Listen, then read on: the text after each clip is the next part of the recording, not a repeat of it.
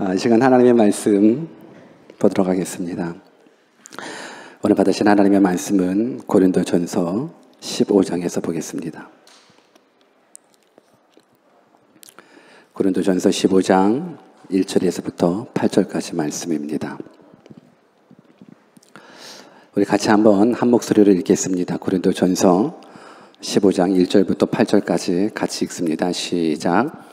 형제들아, 내가 너희에게 전한 복음을 너희로 알게 하노니 이는 너희가 받은 것이요 또 그 가운데 선 것이라. 너희가 만일 나의 전한 그 말을 굳게 지키고 헛되이 믿지 아니하였으면 이로 말미암아 구원을 얻으리라. 내가 받은 것을 먼저 너희에게 전하였노니 이는 성경대로 그리스도께서 우리 죄를 위하여 죽으시고 장사 지낸 바 되었다가 성경대로 사흘 만에 다시 살아나서 게바에게 보이시고 후에 12 제자에게와 그 후에 500여 형제에게 일시에 보이셨나니 그 중에 지금까지 태반이라 살아있고 어떤 이는 잠들었으며 그 후에 야고보에게 보이셨으며 그 후에 모든 사도에게와 맨 나중에 만삭되지 못하여 난 자 같은 내게도 보이셨느니라. 아멘. God is good all the time. I'm nothing with God. 아멘. 우리 하나님이 함께 하시면 능치 못함이 없습니다. 우리 하나님은 전능하신 하나님이십니다.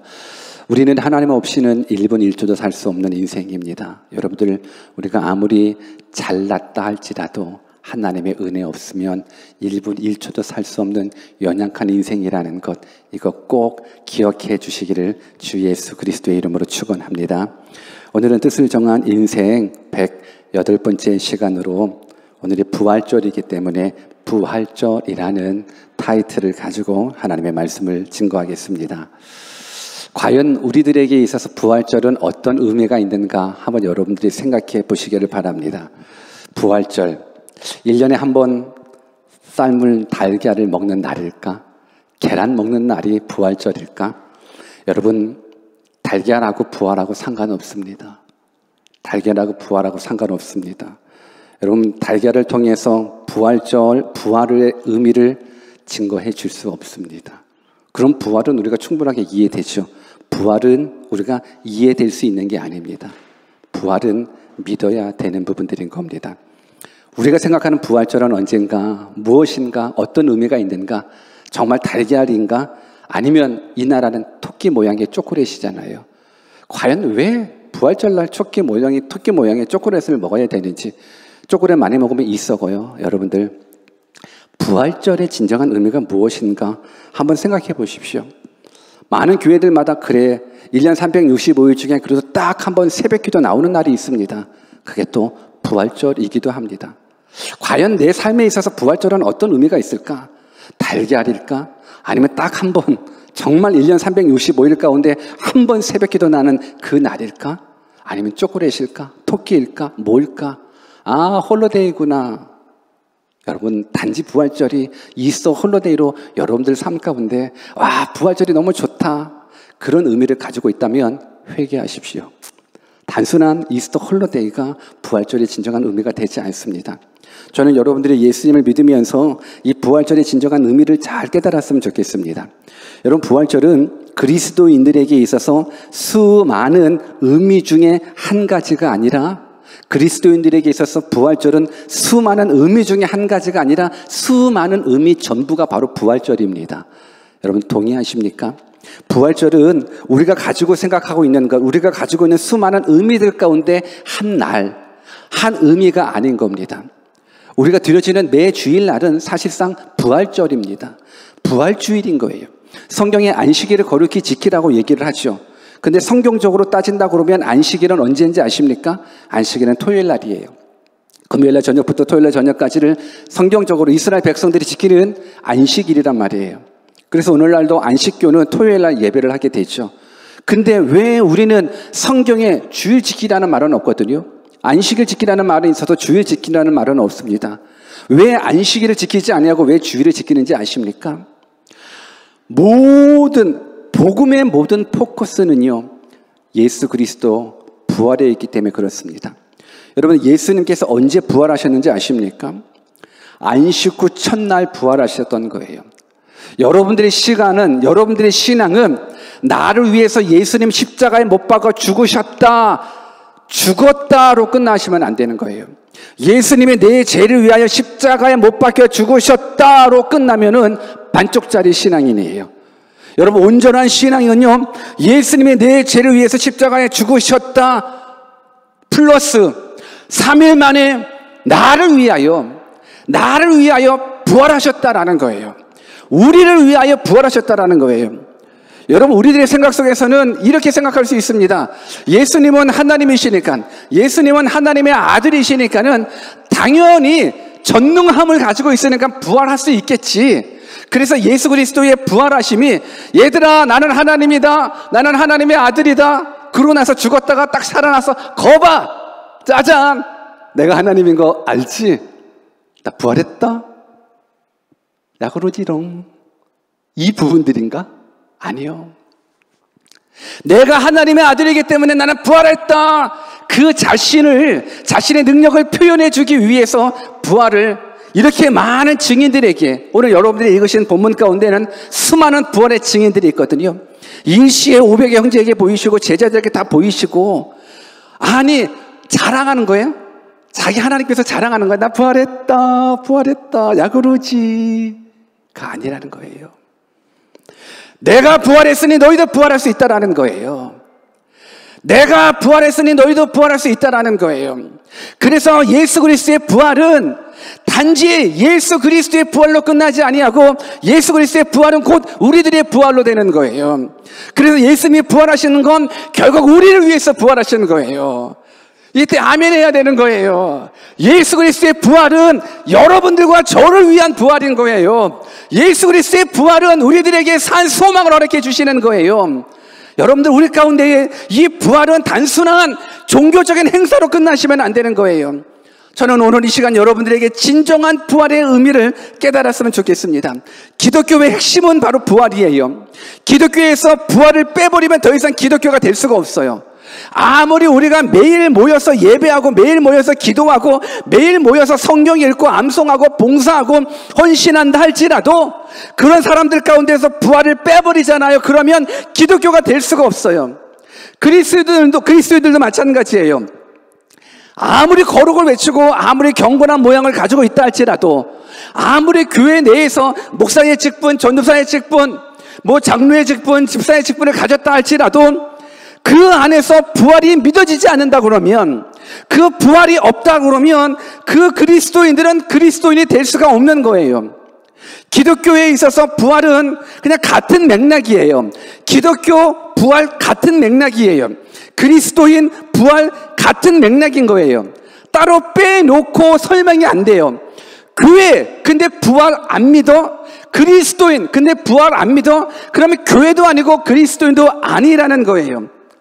여러분들, 우리가 아무리 찬양한다 할지라도, 예배한다 할지라도 이 삶 가운데, 이 무리 가운데서 부활을 빼버리잖아요. 그러면 어떤 모습이냐면 가짜 예수를 믿고 있는 예수 종교가 되는 거예요. 무슨 말인지 이해되십니까? 우리의 이 삶 가운데, 신앙 가운데 부활이라는 요소가 빠져버리면 그냥 예수를 섬기는 예수 종교가 되는 거예요. 가짜 예수 종교죠. 왜? 진짜 예수 종교는 그 안에 부활이 있기 때문에 그런 거예요. 그 안에. 그래서 저는 여러분들이 가짜 예수 종교인이 되지 않았으면 좋겠습니다. 내 안에 부활이 믿어져야 그리스도인이에요. 우리 교회 안에서 부활이 증거되어야 되는 것, 부활이 선포되어야 되는 것, 부활이 믿어지는 것, 이것이 교회라는 거예요. 저는 여러분들의 믿음과 부활을 따로 떼놓지 않았으면 좋겠습니다. 고린도전서 15장 17절에서 19절 같이 한번 읽어볼까요? 같이 한번 읽습니다. 시작. 그리스도께서 다시 사신 것이 없으면 너희 믿음도 헛되고 너희가 여전히 죄 가운데 있을 것이요, 또한 그리스도 안에서 잠자는 자도 망하였으리니, 만일 그리스도 안에서 우리의 바라는 것이 다만 이 세상 뿐이면 모든 사람들 가운데 우리가 더욱 불쌍한 자래요. 부활이 없으면 이 세상에서 가장 불쌍한 사람들이 예수 믿는 사람들이에요. 부활이 없으면 이 세상에서 가장 불쌍한 사람이 우리들이라는 거예요. 그런데 우리는요, 부활이 있기 때문에 가장 행복한 사람이에요. 이때도 아멘 해야 돼요. 우리는 부활이 있기 때문에 가장 행복한 사람들인 거예요. 우리 한번 옆에 계신 분들한테 우리는 부활이 있기 때문에 이 세상에서 가장 행복한 사람입니다. 한번 외쳐볼래요? 시작. 그럼요. 우리는 부활이기 때문에 이 세상에서 가장 행복한 사람이에요. 여러분, 많은 사람들은요, 죽으면 끝이다라고 생각을 해요. 죽으면 끝이다라고 생각을 해요. 여러분, 이거 아닌 거 아시죠? 죽으면 끝이라는 것, 그거 아닌 건 아시죠? 모르는 사람이 있어요. 그래서 한번 옆에 사람한테 꼭 얘기해 줘야 돼요. 죽으면 끝이 아닙니다. 한번 얘기해 주세요. 시작. 죽으면 끝이 아닙니다. 여러분, 죽으면 끝이 아니에요. 죽으면 끝이 아니에요. 죽음 다음에 다음 세계가 있어요. 근데 우리들은 한번 생각해 보세요. 혹시 우리들 가운데 죽었던 사람 있었어요? 한번 손들어 봐 보세요. 내가 죽어봤는데요 한 사람 있어요? 손들어 봐 보세요. 없어요? 그럼 우리들 가운데 나 천국 갔다 온 사람 한번 손들어 보세요. 천국도 안 갔다 왔어요? 좋아요. 우리들 가운데 지옥 갔다 온 사람 한번 손들어 보세요. 지옥도 안 갔다 왔어요? 뭘 확신하고 여기 앉아 있어요? 여러분들은 뭘 확신하고 이 자리에 앉아 있어요? 죽어보지도 않았잖아요. 죽어보지도 않았는데 사후세계를 여러분들이 어떻게 알고 이 시간 이 자리에 앉아 있어요? 여러분, 천국도 안 갔다 왔는데 천국에 있다라고 여러분 믿고 이 시간 이 자리에 있는 거잖아요. 지옥도 안 갔는데 지옥에 있다라고 믿고 이 시간 이 자리에 앉아 있는 거잖아요. 아니, 최소한 죽어봤어야지요. 여러분, 한번 죽어봅시다. 너무 희한한가? 우리 한번 죽어볼까요? 만약에 목숨이 2개라 그러면 한 번쯤은 죽어봤으면 좋겠어요. 만약에 목숨이 2개라 그러면 한 번쯤은 죽어봤으면 좋겠어요. 근데 딱 죽어봤는데 진짜네. 천국이 있네. 지옥이 있네. 이 세상이 다가 아니구나. 그거 보고 왔으면 좋겠어요. 진짜 만약에 그거 보고 왔다 그러면 이 시간에 이 자리에 빈자리에 있을 것 같아요? 없을 것 같아요? 없을 것 같아요. 죽었다가 죽어봤더니 뭐지? 진짜 천국이 있네. 뭐지? 진짜 지옥이 있구나. 아이고, 살았을 때 다시. 그때는 죽어본 사람은 진짜 믿지 마라 그래도 아마 믿을걸요. 야, 교회 다니지 마 그래도 야, 지가 뭔데 나 교회 다닐 거야 라고 오히려 막 날 팰걸요. 근데 우리는 안타깝게도 목숨은 2개가 아니라 하나라는 거예요. 근데 여러분들은 어떤 의미로 이 시간 이 자리에 앉아 있어요? 여러분, 지금 이 순간에 이 자리에 앉아 있는 것보다 미션배에 가면 더 좋은 거 아시죠? 지금 이 시간 이 자리에 앉아 있는 것보다 그래도 아무튼 그런 데 있잖아요. 거시기 한 곳에 가면 더 좋은 거 아시죠? 목에 고개를 끄덕끄덕 하시는 분들은 그렇다라고 생각할 수도 있습니다. 여러분들, 왜 우리가 이 시간 이 자리에 앉아 있어요? 왜요? 우리에게는 부활이 있기 때문에 그래요. 부활이 없으면 이 세상에서 가장 불쌍한 사람들이 우리래요. 근데 우리는 부활이 있습니다. 이래서 복음이에요. 부활이 복음이에요. 오늘 본문 1절 말씀에 보니까 이렇게 기록되고 있습니다. 오늘 본문 1절 말씀에 같이 한번 읽어볼까요? 시작. 형제들아, 내가 너희에게 전한 복음을 너희로 알게 하노니 이는 너희가 받은 것이요 또 그 가운데 선 것이라. 지금 사도 바울이 고린도 교회에게 내가 너에게 전한 복음을 너희로 알게 한다라고 이야기를 해주고 있어요. 저는 여러분들 이 시간 사도 바울도 동일하게 우리 대흥교회에 찾아오셔서 말씀하신다면 이 말씀하실 것 같아요. 내가 너희에게 전한 그 복음 알기를 원한다라고 얘기했을 것 같아요. 여러분들, 왜 우리가 복음을 알아야 되는지 아십니까? 2절 말씀도 같이 한번 읽어볼까요? 2절 말씀 같이 읽습니다. 시작. 너희가 만일 내가 전한 그 말을 굳게 지키고 헛되이 믿지 아니하였으면 이로 말미암아 구원을 얻으리라. 내가 너에게 전한 그 복음을 너가 알았으면 좋겠어. 알기를 원해. 왜 그러냐면 너희가 만일 내가 전한 그 복음을 굳게 지키고 헛되이 믿지 않았으면 너희들은 구원받기 때문에 그래. 이래서 복음은 구원하고 연결되어 있는 거예요. 여러분들 삶 가운데 복음은 뭔가요? 복음은 영어로 굿뉴스라고 얘기하잖아요. 여러분들 뭐예요? 승진이 굿뉴스예요? 취직이 굿뉴스예요? 좋은 대학교에 입학이 굿뉴스예요? 여자친구 생겼다가 굿뉴스예요? 남자친구 생겼다가 굿뉴스예요? 월급 올랐다가 굿뉴스예요? 뭐가 굿뉴스예요? 물론 그 모습들이 다 배드뉴스는 될 수 없어요. 여자친구 없는 사람한테 여자친구 생기는 건 굿뉴스예요. 남자친구 없는 사람한테 남자친구 굿뉴스가 될 수 있죠. 직장 없는 사람한테 직장이 생기는 건 굿뉴스예요. 영주권 받을 길이 없었는데 영주권 받을 길이 열렸다. 굿뉴스예요. 그런데 그 굿뉴스는 과연 얼마 동안의 굿뉴스일까를 한번 생각해 보십시오. 여러분들 이사 갔었을 때 우리가 좁은 집에 살다가 이사 가잖아요. 그러면 우와 너무너무 좋다 넓다 느껴져요. 근데 거기서 한번 몇 개월 몇 년 살아봐 봐요. 저는 예전에 한국에서 그런 걸 느꼈었어요. 그때 한 33평짜리 아파트였나? 근데 도시 속의 33평 아파트하고 또 시골 외곽의 또 33평 아파트하고는 또 다른 느낌이더라고요. 또 다른 느낌이더라고요.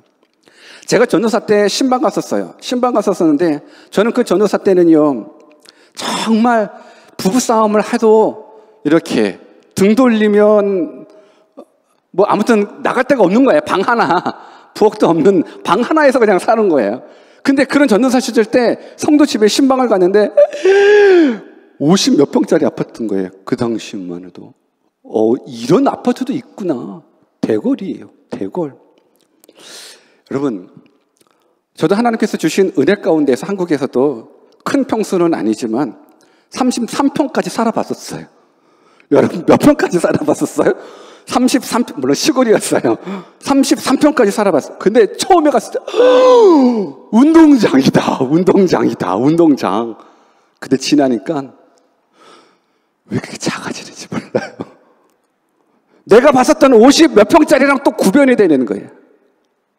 여러분 나에게 있어서 20평짜리 살다가 30평 굿뉴스 될 수 있죠. 근데 그 30평 살아가면서 그게 오래도록 지속되지 않더라고요. 우리 남자들 나중에 이제 하나님께서 좋은 차도 허락해 주시겠죠? 물론 우리 자매들도 좋은 차 허락해 주실 거예요. 근데 자매들보다는 우리 형제들이 차에 대해서 관심이 많아요. 그냥 여러분 새 차 한번 딱 파봐봐요. 물론 우리 뉴질랜드는 다 중고차가 대부분이라서 그렇지만 그래도 타고 싶은 차 한번 딱 타봐봐요. 그 감격이 야, 이 버튼은 뭐야? 이 버튼은 뭐야? 와, 신기해. 근데요, 좀 타잖아요. 익숙해지면 감격이 사라져요.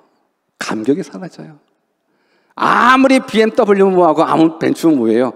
늘 타다 보면 감격이 사라져요. 처음에는 그게 굿뉴스예요. 부모가 야 너한테 BMW 사줄게. 저한테요. 와 기뻐요 하다가 나중에는 BMW도 시리즈가 있잖아요. 아버지가 나한테 사준 건 3 시리즈야. 근데 다른 친구들은 6 시리즈를 타고 다녀. 이건 뭐야? 여러분 그 굿뉴스는 오래가지 않아요. 저는 진짜 굿뉴스는 영원히 가야 된다고 봐요. 영원히 가야 된다고 봐요. 이 땅의 건 영원하지 않아요. 여러분 아시잖아요. 좋은 집 살아본 사람 아시잖아요. 넓은 집 살아본 사람 아시잖아요. 좋은 차 타본 사람 아시잖아요. 오래 가던가요? 영원히 가던가요? 아니요. 얼마 못 가요. 진짜 복음은 영원히 가야 돼요. 그 영원히 가는 게 뭔지 아십니까? 바로 복음이에요. 그 복음은 우리들에게 차 샀을 때 그 감정이 영원히 가는 거는 그거는 굿뉴스가 될 수 없지요. 이 세상에서 가장 소중한 건 뭔데요? 생명이에요. 여러분 이 세상에서 가장 슬픈 게 뭔지 아십니까? 여러분들 슬픈 영화 보신 적 있죠? 슬픈 드라마 보신 적 있죠? 어느 때가 슬픈 드라마를 보고 어느 때가 슬픈 영화를 보면서 여러분 우셨습니까? 사랑하는 애인이 배신당했을 때 그때 내가 당한 경험이다. 내가 당한 경험이다 해가지고 그래서 우셔요?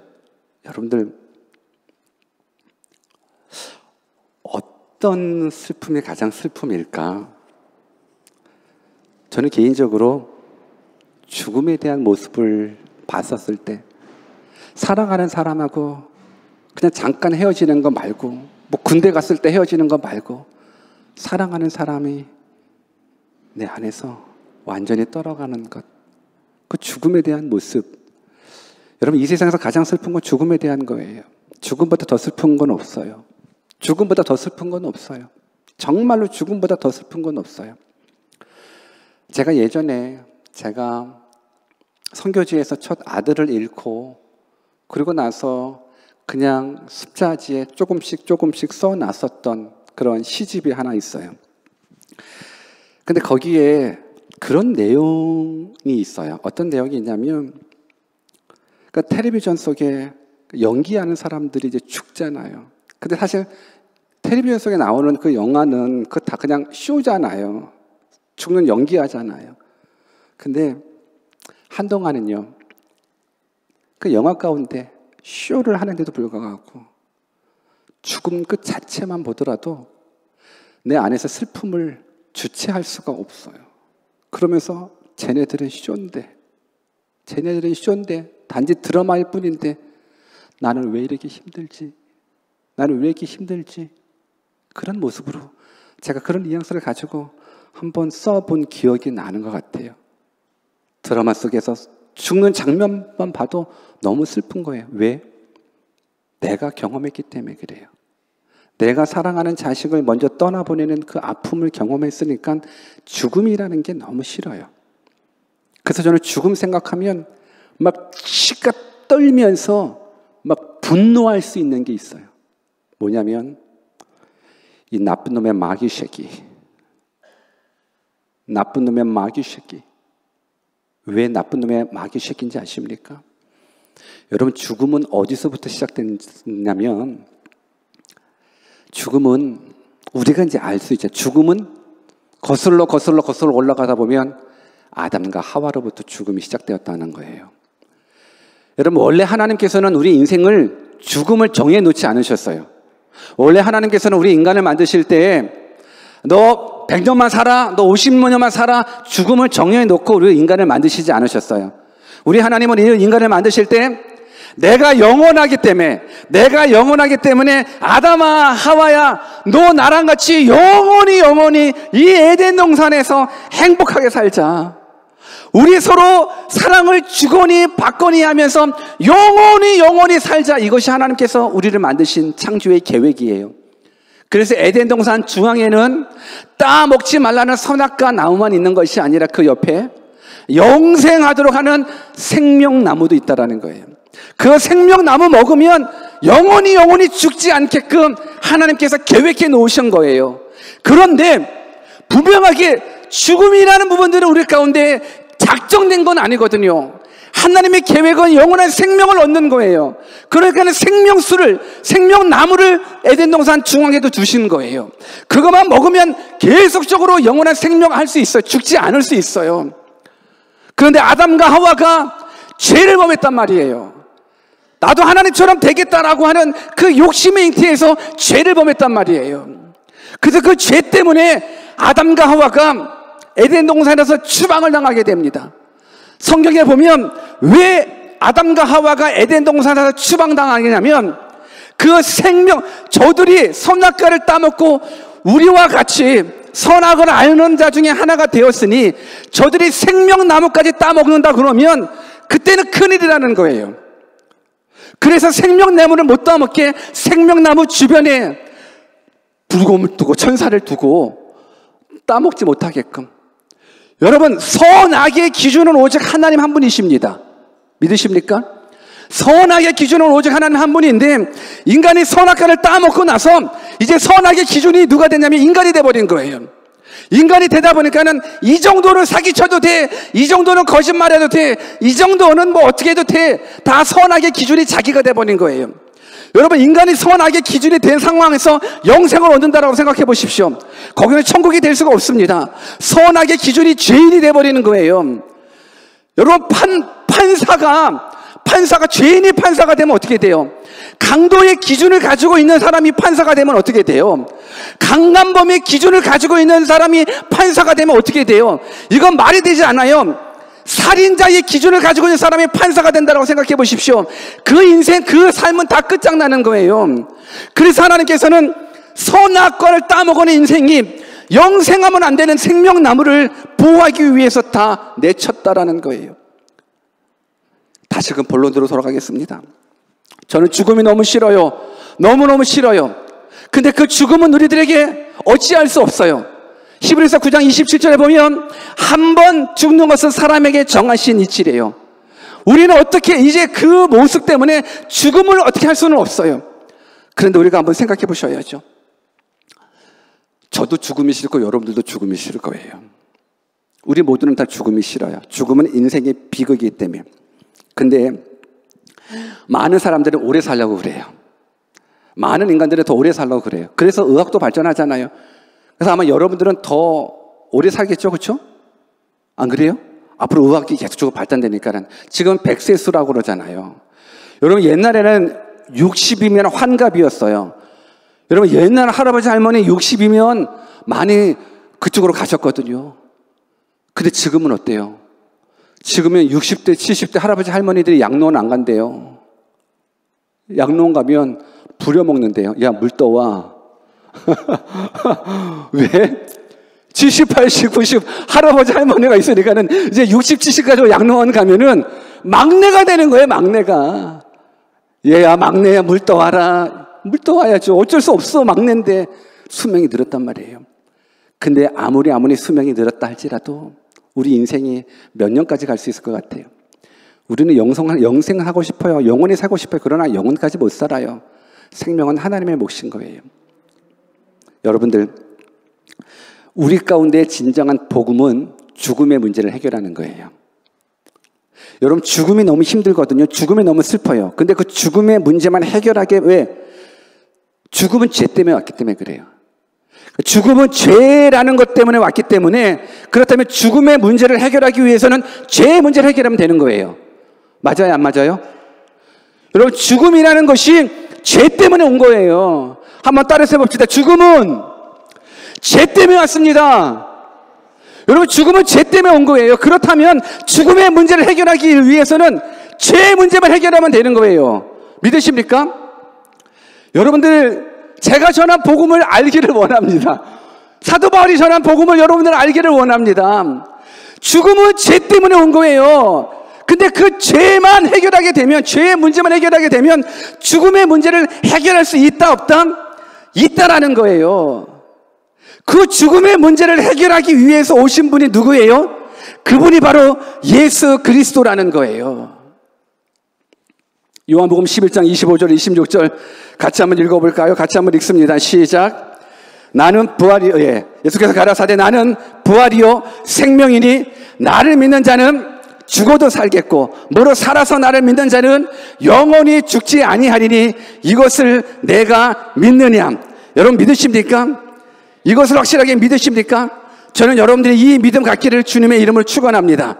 저는 여러분들이 예수 그리스도의 십자가의 복음을 들으셔야 되는 거예요. 예수 그리스도의 십자가의 복음만이 여러분들을 죽음에서 사망에서 해결해 주실 수 있다라는 거예요. 오늘 우리가 읽은 그 본문, 이 본문 말씀 가운데 우리 3절과 4절 한번 같이 읽어볼까요? 아까 제가 말씀드렸어요. 죽음의 문제를 해결하기 위해서는 죄의 문제가 해결되면 된다고. 죄의 문제를 어떻게 해결하셨는가? 본문 3절, 4절 같이 한번 읽습니다. 시작. 내가 받은 것을 먼저 너희에게 전하였노니 이는 성경대로 그리스도께서 우리 죄를 위하여 죽으시고 장사 지낸 바 되었다가 성경대로 사흘 만에 다시 살아나사. 이것이 지금 사도 바울이 고린도 교회에게 전하는 복음이라는 거예요. 성경대로 예수께서 우리 죄를 위하여 십자가에 죽으셨다라는 거예요. 여러분, 아까 제가 분명히 말씀드렸습니다. 죽음은 너무 슬픈 거라고. 죽음은 인간 사회에 너무나 큰 비극이라고. 근데 그 죽음의 시작이 죄 때문이라는 거 우리 말씀드렸습니다. 그래서 죄의 문제만 해결하게 되면 죽음의 문제는 자동적으로 해결할 수 있다는 거예요. 이게 복음인데 죄의 문제를 누가 해결해요? 예수 그리스도가 해결한다는 거예요. 그가 성경대로 우리 죄를 위하여 죽으심으로, 그러니까 예수님의 십자가에 죽으심으로 우리의 죄의 문제가 해결됐다 안 됐다? 해결됐다라는 거예요. 여러분들 계속 반복합니다. 왜 반복하는가? 여러분들 우리 가운데 정말 복음이 바로 깨달아졌으면 좋겠어요. 죽음 싫다니까요. 저는 여러분들이 죽는 거 싫어요. 여러분들이 사랑하는 사람이 죽는 거 싫어요. 내 부모가 죽는 것도 싫고, 내 자식이 죽는 것도 싫고, 내 사랑하는 아내가 죽는 것도 싫고, 여러분들이 죽는 것도 싫어요. 죽음은 너무너무 싫어요. 근데 그 죽음을 피할 방법이 없어요. 왜? 그 죽음은 우리 있는 간에게 다 정해져 있는 이치이기 때문에. 그렇다고 그러면 그 죽음의 문제를 해결하면 되는데, 그 죽음의 문제를 해결하려고 원인조사를 해봤더니만 죄가 죽음에 대한 문제라는 거예요. 그래서 죄만 해결하게 되면 죽음의 문제를 해결할 수 있다는 거예요.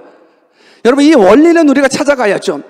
여러분, 수학도 잘하는 사람 보십시오. 수학 원리를 찾아가면 쉽잖아요. 원리를 찾아가면 쉬워요.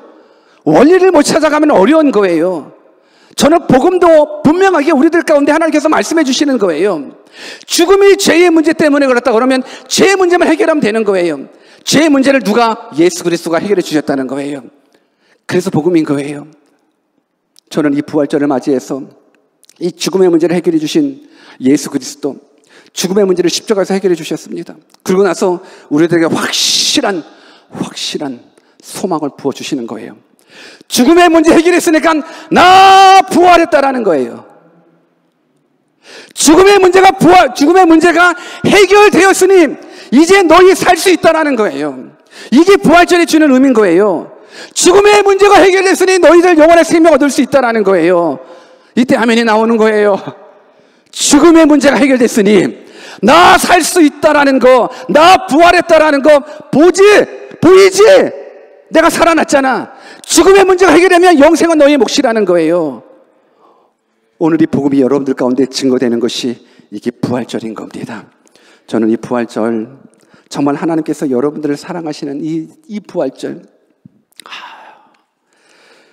오늘도 우리가 행사들이 많다가 보니까는 뭐 더 이상 설교할 수도 없어요. 그냥 오늘 되게 짧게 할게요. 그냥 끝내야죠. 뭐 지금 끝내야 돼요.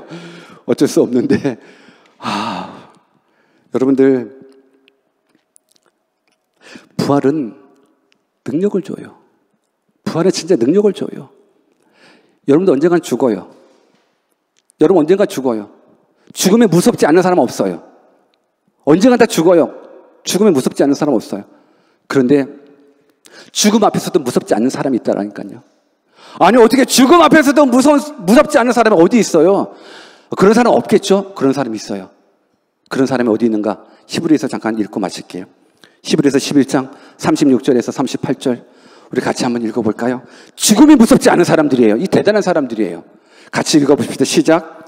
또 어떤 이들은 희롱과 채찍질 뿐 아니라 결박과 옥에 갇히는 시험도 받았으며 돌로 치는 것과 톱으로 켜는 것과 시험과 칼에 죽는 것을 당하고 양과 염소의 가죽을 입고 유리하여 궁핍과 환난과 학대를 받았으니 이런 사람은 세상에 감당치 못하도다. 저희가 광야와 산중과 암열과 토굴에서 유리하였느니라. 한국말인데 너무 어려워요. 특히 외국에 사는 여러분들에게 있어서는 너무너무 어려워요. 이게 도대체 무슨 말이에요? 초대 예수 믿는 사람들 말이에요. 초대교회 예수 믿는 사람들이요, 예수님을 믿는다는 이유로요, 돌을 맞아 죽어요. 예수 믿는다는 이유로 산채로 톱에 잘려요. 예수 믿는다는 이유로 짐승의 옷 입혀놓고 그냥 사자굴에 던지든지 짐승한테 찢겨지는 모습을 보는 거예요. 그냥 산채로 예수님을 믿는다라는 이유 하나만으로. 여러분, 사실 이 상황 되면, 여러분, 누가 나한테 돌 던지면 어떻게 돼요? 이거 뭐 말이 안 되잖아요. 여러분, 돌 맞아 죽어요? 한 대 맞을 때마다 얼마나 고통스러워요. 산채로 톱에 켜서 죽어요? 산채로 사지가 찢겨서 죽어요. 그렇다면 우리는 그 죽음의 두려움 앞에서 벌벌 떨어야 돼요. 벌벌 떨어야 돼요. 근데 이들은 벌벌 떨지 않았어요. 구차하게 죽음을 애걸하지 않았어요. 여러분, 동영상에 보면, 유튜브 동영상에 보면 순교자에 대한 부분들이 그래서 몇 번 나오는 게 있더라고요. 북한 땅에서도 예수 믿는 사람들이 많거든요. 근데 저들이 잡혀서 순교하는 거예요. 총살이죠. 근데 저들이 뭐라고 죽기 전에 뭐라고 하는데, 그 뭐라고 하는 거가 기도하더라고요.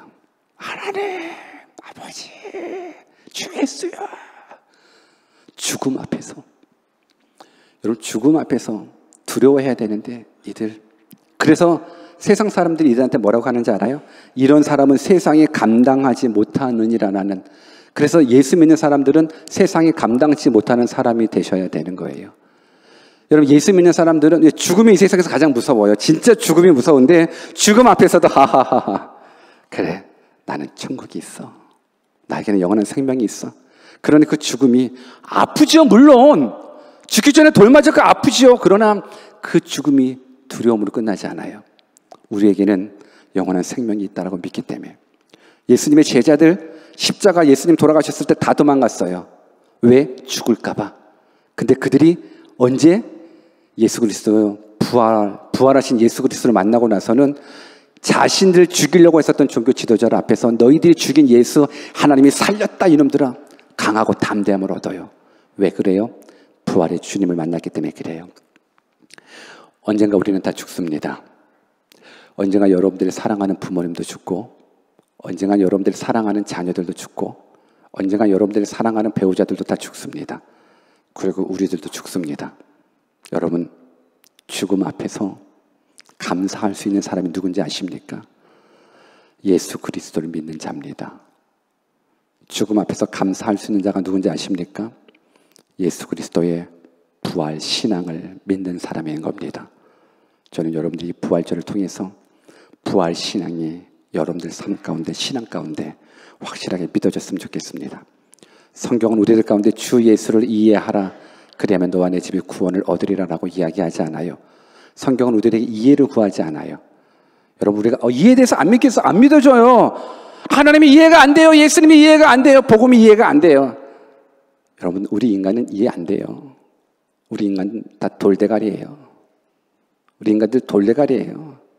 어떻게 전능하신 하나님 앞에 우리의 이성이 얼마나 비행기 하나 만들었다고 하나님을 이해해요?